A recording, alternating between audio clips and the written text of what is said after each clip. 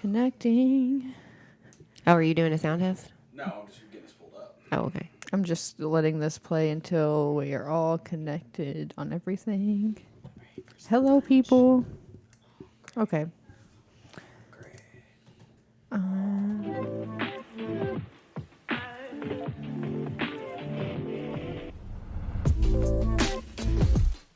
Therapy Thursday normalizes discussing mental health topics in a safe, supportive environment because not being normal is normal.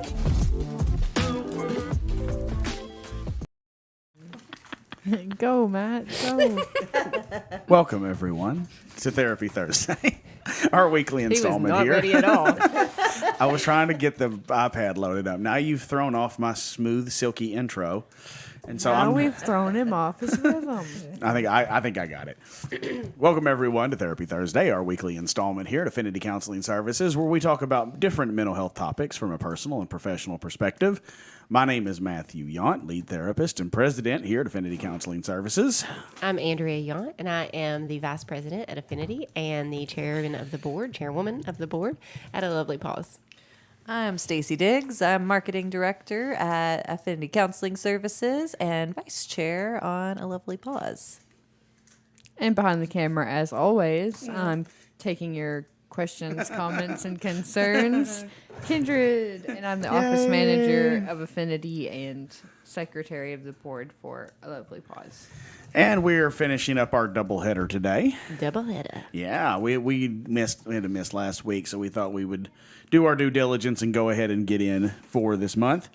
So we are moving on to the topic of what exactly? Lifestyle of a healthy mind. Lifestyles. That's probably good. That's good. That's enough. All right. So lifestyles of a healthy mind. Okay. Well, your mind is a product of everything that is in your environment, all the people that you're around, the activities that you do, and your physical health. So there's a lot of things that you have to focus on if you want to try to have a healthy mind. That's why it's called a lifestyle. Yeah, absolutely. Yep. Whoa, mind blown. So let's talk about some of the things that are necessary. We'll kind of break these down into different categories. We might as well.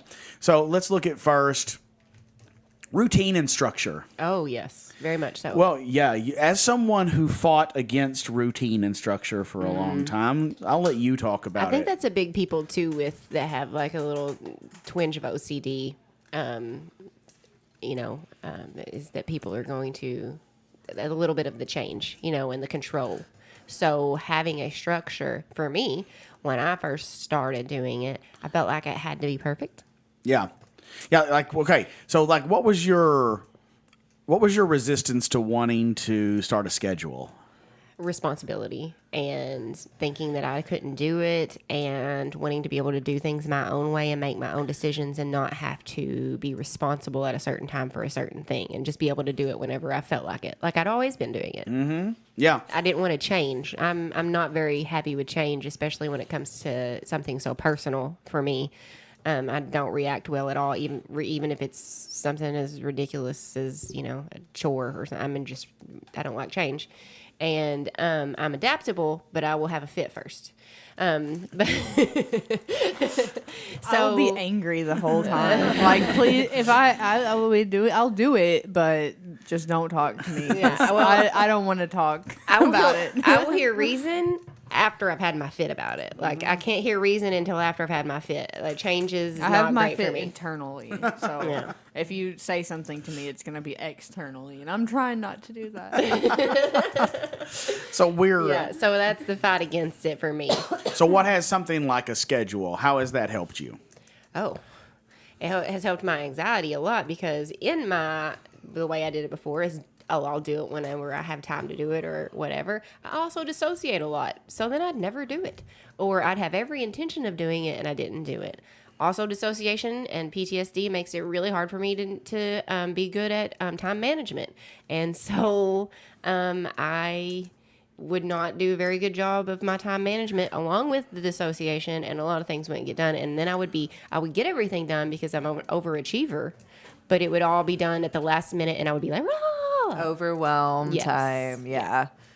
Yeah. It's like, we're going to do all of it at once. Yes, and so it would all be done, but I was a neurotic mess. So now that I have a schedule and I have a value system that I schedule my life by, for the most part, I've learned how to do that. But I think it's time I kind of need to get back to that a little bit more. I always have to come back to that, and be like, okay, it's time to like look at my values and see how I'm planning my weeks and my months and stuff. But having that value system that you can go back to and be like, okay, am I living my life by my values? Am I doing the things? Am I putting my time towards the things that are really important to me? And, there's definitely going to be things that you don't like that you have to value. Like, if you want to make money, you're going to have to value your work in some way, shape, or form. So you've got to make sure that you're putting that in there as well. But you have to make sure that you're balancing that out, and having those values like written down where you know them is something that has helped me a lot. And then being able to plan from that lets me know that I'm going to get things done. I had to learn, though, that if I didn't get something done, it wasn't the end of the world, and I could push that over to the next day or the next week even. For me, that was the thing. It's like it's like it wasn't perfect if I couldn't check that off the list, and I would get even more neurotic about it. So like maintaining that flexibility, but like also keeping that intentional like drive throughout, because it's easy to fall away from those things that we know we need to do, because there's so much to do. Life happens. It's going to happen. Life happens, yeah. But like you have to mostly try to be consistent in those efforts, right? And that value system, that just blew my mind, because I was like, God, there's so much to do in a day. Like it was like, because I wasn't getting anything done either. I was like, between dissociating and also adulting, and I was just like bouncing from one thing to another thing to another thing. I'd be like doing dishes over here, I'd see this thing that needed to get put over there, so I'd go to this part over here to put that thing away, and then I'd get started in something in that room, and then I'd forget about the dishes. I'd come back to it and be like, oh, you guys know. Yeah. So the value system, though, was something that you guys were talking to me about, and it's a way that you can create a baseline for like all of the things that you want to do throughout the day. Yes. And you're not, sometimes those values are usually your second, or, either something on the bottom is going to move to the top, something's on the top is going to move to the bottom. They're going to move around. You can reprioritize them. Yeah. You can reprioritize your values based on what you're going through at the moment. But pretty much if it's your life, your values stay the same. And so you can always go back and touch base with those when life does get out of the way. I have to do it all the time, and I've been doing it for a long time now. So a schedule should reflect your values. Yes. And the things you put in it is a way of prioritizing. This is how I want to live out my values. And it's also necessary if you're having mental health issues, because if you with the things like depression, anxiety, especially PTSD, it affects your capability to adequately understand the passage of time, how long it takes to actually get something done, and it changes your ability to adequately place the appropriate amount of weight onto a situation or a task. I think any type of neurodivergence has that issue. I mean, that's normally seen as like an ADHD type thing, but I don't have ADHD. I have ADHD tendencies, but like that comes from my PTSD. I know it does. Like, and I know where that comes from. So I think that's kind of like a neurodivergent blanket type thing. Is like, if you're neurodivergent, you probably have some of these. It's probably highly likely you have some of these issues. Highly likely. Yeah, absolutely. Yeah. And so with those, what a schedule can help do is, when you start filling one out, you start recognizing if you're able to get all those things done in a day or not. And then you can start to adjust it over time. And then you start to rely more on your experiences with the schedule, and not so much just trying to keep everything all in your head. And because what can happen with somebody who has those issues that come along with neurodivergence is that there can be like a list of things that they have to do, and they see a list of 10 things. Now, on that list of 10 things, it may really only take 2 hours to get done. But to them, they're like, 10 things. I'll never get 10 things done. Look at all the things I have to do. This will never get done. And then we go by and take and look at it like, oh, okay.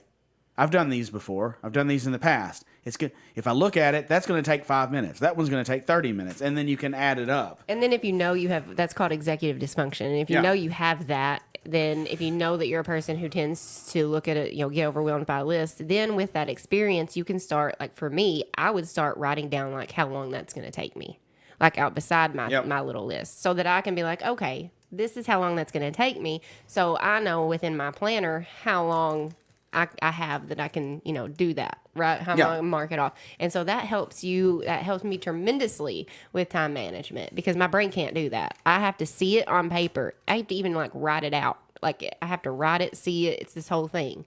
So like my brain wouldn't hold on to that if I didn't do all of those things. My time management was awful. Right. Well, it's Okay, I like thought I heard a child. I just wasn't. you do. Okay. I was like, oh no, there's a heard the new child as voice. Hearing voices. The therapist is not crazy. I mean, okay, well, Now you got to be careful what words you use here. We are a mental health show. No, I don't. We're pro crazy. Very much so. I know what you meant. Yes. So we're We know what we mean. So- This is a good segue, though, Yeah, go for ahead. the values program, right? Oh, yeah. Because that is something that was part of what helped me so much, because you had already been doing these steps, right? And I was like a hot mess over here, not getting anything done, and like hadn't even like I felt like I was. You asked me about like what are your values? Like, are you living your values? And I was like, well, I feel like I'm living my values. Well, what are your values? That's how most people respond. Yeah. Let me think about it, right? And Yeah. but then so the writing it down part was huge, Yeah. because that's like actually taking it out of your the ether of your brain and putting it onto something that you can look at and strategize with. Yes. And if you guys haven't checked it out and these things are resonating with you, you can find it on A Lovely Pause. Yes, Yep. we do have, and it's the foundation. I'm working on revamping it and making it a little bit better right now, but it is on there, the first version of it, and if you want to check it out. Yeah, and here's the interesting thing to me. We know we're talking about a lifestyle here, so it's just a methodology by which you live and all the things that encompass that. So with your values, it's always funny to watch somebody when I say, okay, tell me what your values are. And they just look at you like a deer in the headlights. And then I finally name off some things that are values, and they'll write some things down like, oh, well, I value this, I value this, I value this. And then it's like, okay, so how much effort do you put toward that? And they're like, well, I'm not putting much effort toward that at all. And oh, well, okay, I guess I'm living a life that is separate from the value system that I say I have. So if it's separate from what you say you have, then what is actually dictating your actions? Because we all work off of a prioritized value system, whether we can articulate it or not. We are working off of one. I mean, because you look at it like this, let's just say I'm hungry. I'm at a McDonald's. Okay, I'm waiting in line. I'm getting, and so I'm giving into a value system at that point. I'm prioritizing food, but somebody comes in, something chaotic happens, and I've got to get out and run to get away from my life. I didn't just stand in line. Like, no, I'm hungry. It's no, something bad has happened. I have to get out of here. I've just prioritized my life over the need for food in that moment. And we do this on smaller scales all day long. We give our time to things that for some reason we think are important in that moment, that where we might actually be doing is prioritizing self-escape and dissociation over putting time in with our kids. Or so something is driving us to, it's hijacking our value system and driving us towards some other type of value system based lifestyle that we're not in control of. And when you're doing that, a lot of times those are on autopilot, but like that has impacts on how you feel, how your mental health is going, right? Because And the you're people so out of around you. tune. Yes, yes. Like you're out of tune with like yourself and like what it really matters to you the most. And a lot of times we don't even think about it. I mean, life's busy and hectic, and you get so caught up in that grind, right? So yeah, taking that time to reflect on it's something that we don't really do as a culture as much. I think we're starting to like see how it is important now more, and people are valuing like values their mental health, emotional well-being more. But like for a long time it was just like productivity and like getting the things done, and but there's more than that. And we all have places that help generate our value system. So, or your culture, your religion, your family, all of those things can affect your belief system. And sometimes those things are all in line. Your culture, your family, all those things are just in line with each other, and they all kind of have the same values. And then sometimes they conflict. And then you're trying to figure out, okay, which value system do I follow? Which one do I feel more loyal to? Which one am I supposed to be generating? And so dealing with the confliction in value systems that can come from working and operating in different areas of life can be very stressful for people, because I may have a value system that says one thing, but then let's say I go to or just have a partner that has a value system that's different from mine. That's automatic conflict right there that I've got to live with on a regular basis. And so that creates the conflict that creates stress, then it may pull me away from the value system that I actually want to adhere to.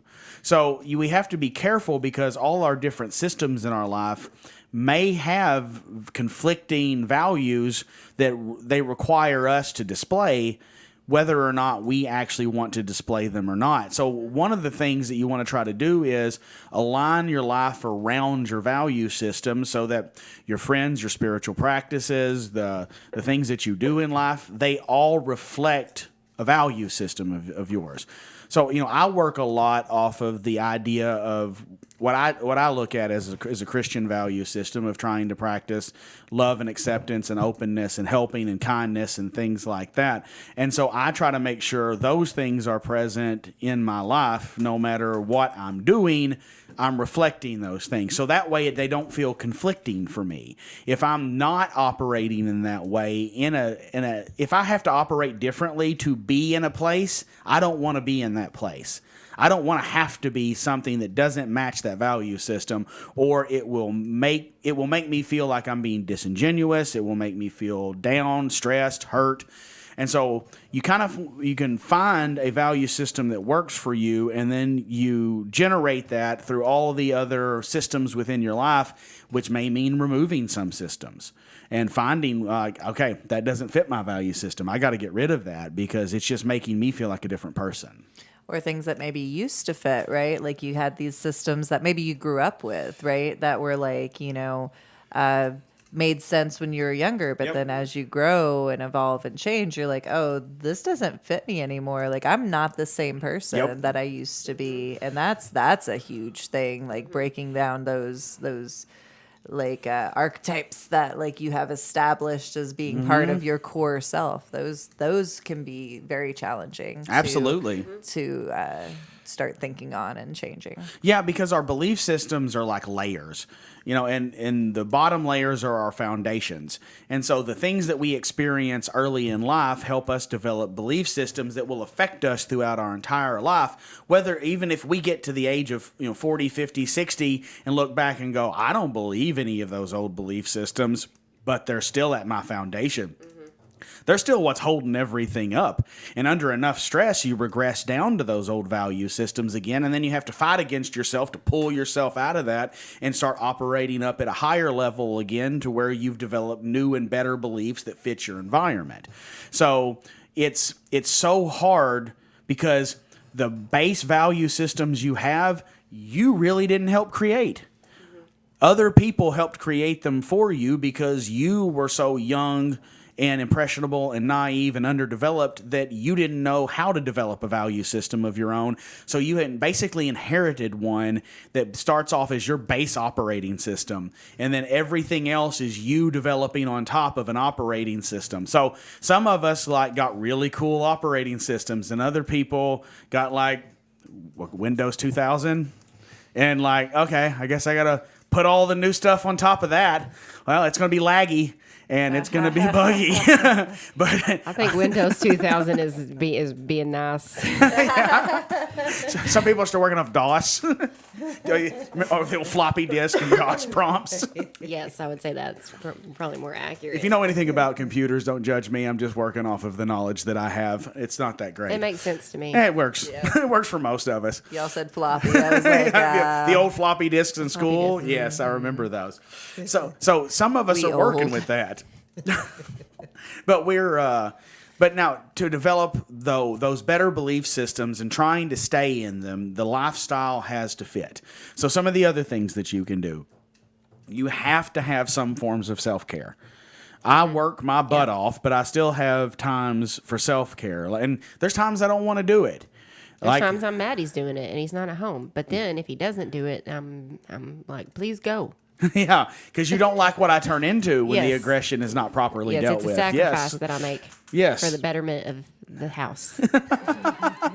Yes, because there are things that I need to do Yeah. to manage the aggression that I have.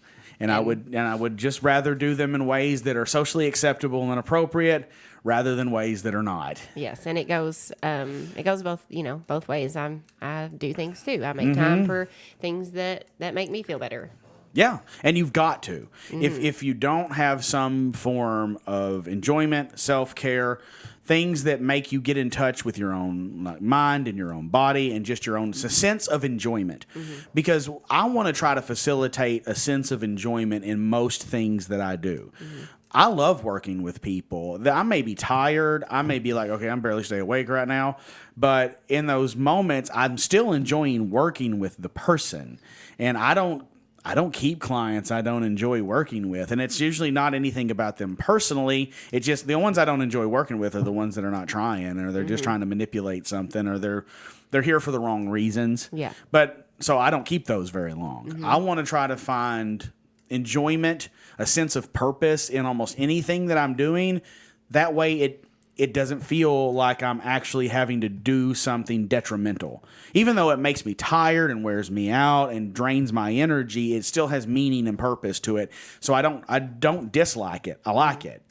And it fits my value system. It's just a little draining, so I got to do other things to help build myself back up again and give myself that energy and that self-care to get away from it. purpose. Yeah. Man, Yep. having something that you're like, what is that book? The Purpose-Driven Life, Yeah. I mean, there's a lot to be said for that. Oh, yeah. Yeah, to feel like you're doing something and it's not just like this 9 to 5 that doesn't mean anything. I mean, I know we all have to like pay our bills and stuff, and we got to do what we got to do. But like when you can insert some purpose into that, even if it's just like, I'm gonna go to my job today and I'm gonna make my coworkers' lives a little brighter from sure. my presence or whatever. You know, like it. Even if you're just doing like computer work, you can still like find a little way or to volunteer. insert. I mean, you can volunteer to Lovely Paws. Yes, So- you can. And here's the other thing on that. We've been told a lot that you need to just find something that you love and then you'll never really be working. And now there is something true to that. Yeah. But I also work with some people who they don't have much of a skill set. That's marketable. You know, so they got things they're good at. They're just not marketable skill sets for this area. They don't have an education that is going to get them a higher level. They don't have trade skills or anything like that. So they're going to be working just your standard 9 to 5 that doesn't have a lot of meaning and purpose in it. And what I try to tell those people is your job does not have to be your meaning and purpose. Your job just may be the thing that helps support your meaning and purpose. Yeah. You like to really get out in nature and you like to be around your friends, then your job can help support that. If you really like to do things like play music, or you want to like start your own YouTube channel, or whatever you want to do, your job can just be a means of supporting your purpose. And so you want to try to find a job that you don't hate, but you just also look at it as like, yeah, I'm going to go to it because at the end of the day, the paycheck does help me get to the things that I really enjoy. And maybe one day I can turn the things I enjoy into something that's profitable, but for right now, I'm just going to enjoy the things that I can do. And then I'll just do this job as a means of getting the money to do those things that I enjoy. And so you don't have to look at just finding something that you love that also pays you. It's just a benefit. So there's the idea of building up your lifestyle around your values. Then your physical health. That's a huge part of your lifestyle. So like we talk about this quite a bit, but I think it always bears repeating for people, especially newer people that listen to us. What happens if you don't take care of your physical health for somebody that has trauma or like PTSD issues? Well, because I have complex trauma, it's also hereditary, in which generational trauma. If you're a woman, you have a higher chance of having an autoimmune disorder. So I have that. I have to deal with that. From the trauma. From the trauma. But also the trauma itself. Well, if you notice how I'm sitting today, Matt remarked earlier, and I sit like this a lot, it's because my cortisol is high today, and I'm sitting like this, and my body just stays tight and tense and in lock and load mode all the time, and like my muscles hurt from that all the time. There are certain areas within my body that I hold more of that tension. My shoulders are, and my neck and upper back are definitely one of them. My hips are another. And that is simply just from trauma. It's just from me holding those emotions, those symptoms that I'm feeling and trying not to let them out.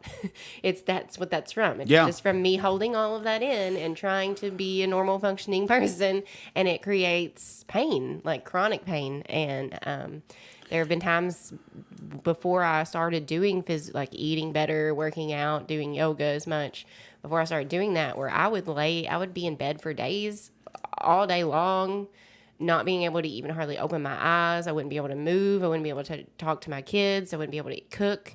Matt would have to take care of me. I mean, it was bad. And so when I wasn't taking care of my physical health, I was severely, there were times that I couldn't even function.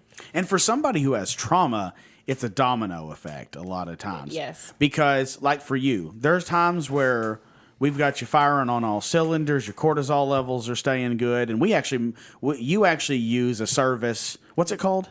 It's called Vessel. Vessel, yeah, and it allows you to test certain hormone levels and vitamin levels in your body. I do it once a week. Yeah, at home. Yeah, and that's a really good resource if you're curious where your levels are at, because that helps us kind of monitor where we really pay attention to your cortisol. Cortisol is the stress hormone. And we pay attention to that because that's an indicator that things are going to get bad for you. And we've got to do things that help you get out of that. Start gritting my teeth. Like right now, I'm trying to, this whole time I've been sitting here, I've been trying to actively remember to loosen my jaws, loosen my shoulder. Because it's not just sitting here and just it's like a clinch. So like the domino effect that I've noticed for you, and I think you've noticed it too, is that you may be going along doing great. Your diet's good. You're exercising. You're doing yoga. There's not a lot of stress in your life, and your cortisol levels are low, or they barely fluctuate, and things are going good. Then one thing can happen that puts you into a stress state, or the wrong food gets put in front of you, and it's like, hey, I've been doing great, it's Mother's Day or whatever. And it's like, I can eat that. That actually happened. Happened, yes. Mother's Day, and I'm still trying to. You're still trying to recover from that. Yeah. From eating one thing that affected your body negatively, it has cascaded. It's like giving a heroin addict just a little bit of heroin. Yeah. That's what it's like. And it's like, not only that, it's like sweet heroin delivered by grandma, who's like, come on, I got you some heroin. Was it the turtle cake? Heroin with love. Yeah. No, it's apple dumplings, right? In that one. Yeah, I think that's what it was. Yeah. I didn't have apple dumplings. No, it was something. It was something. It was cake or something. I don't know what it was. But you and I both were like, you can probably do it. You've been doing good lately. And You've if he been gives me fine. permission, I'm like, okay. Yeah, it's like it's My Mother's willpower goes Day, out the and I window. should know better. Not that I need his permission, but if he says it's okay, I'm like, oh. Yeah, because I'm usually like your conscience in your conscience in those circumstances. I'm your Jiminy Cricket, just Jiminy Cricket is said true. it's okay this one time. yeah. Go ahead and lie. Yeah, you've been doing good lately, and so you start there, and then it's like now your body goes into carb craving mode, and then you start getting into things That's like where my Hashimoto's that causes that. Yeah, and so then your body's like, well, okay, I can't eat gluten, but I'll eat everything else with carbs. And then you start cramming carbs there, and you're like, but it's not gluten. And so then it's like the demon starts taking over. That's like, I've got to have carbs. The gluten It really is demon. Yeah. like a demon. It really is. It's like So then your body starts hurting. Then your cortisol levels raise. Your mind starts thinking more negatively. You start responding to situations worse, and you start getting in pain more. I still start talking down to myself because I feel like because I have no willpower. So it's just like you said, it's just like a domino effect. So whatever that is for you, Yeah, there's a lot it's of a domino people- effect. There's- Perfection so- also does that to me. Yep. Understand the domino effect. You need to understand your own ways that your dominoes fall to get you into the bad spots that you're in. And it really takes somebody with an outside perspective a lot of times to be able Oh, to yeah. help see Yeah, that. for sure. Because it's hard to see your own domino effect. Yeah, but we also have trackers on A Lovely Pause that Oh, will help yeah. you be able to track those things so that you can look at a legit thing in front of you to see all that data that you're taking in. And Yep. like that See you can the just stick in patterns. your planner, and that way you can see the planner or see the planner, see the patterns yourself, and figure them out so that you can fix them. Yep, absolutely.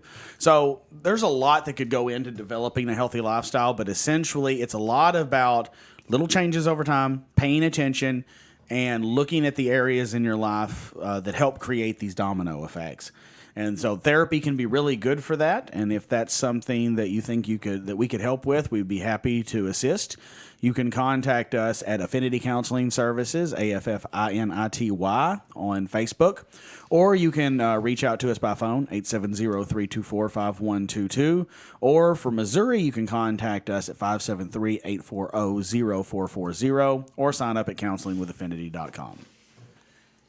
You can sign up to volunteer at alovelypause.com. We are having a fundraiser on June 5th at 3 p.m. at Forest Roots. So if you are in the area and want to play some little poker for a cause, then we also have bingo and silent auction. So Yep. if you'd like to come by, it's at Forest Roots in Hockham, Sweet. June 5th. All right. Sweet. Sweet. All right. Thank you very much for joining us. We appreciate it. And we will see you next week. What are we starting next week? Next week, PTSD Awareness Month for June. Cool. And next week, we are talking about what is trauma. Great. Nice. See you then. Thank you. Bye.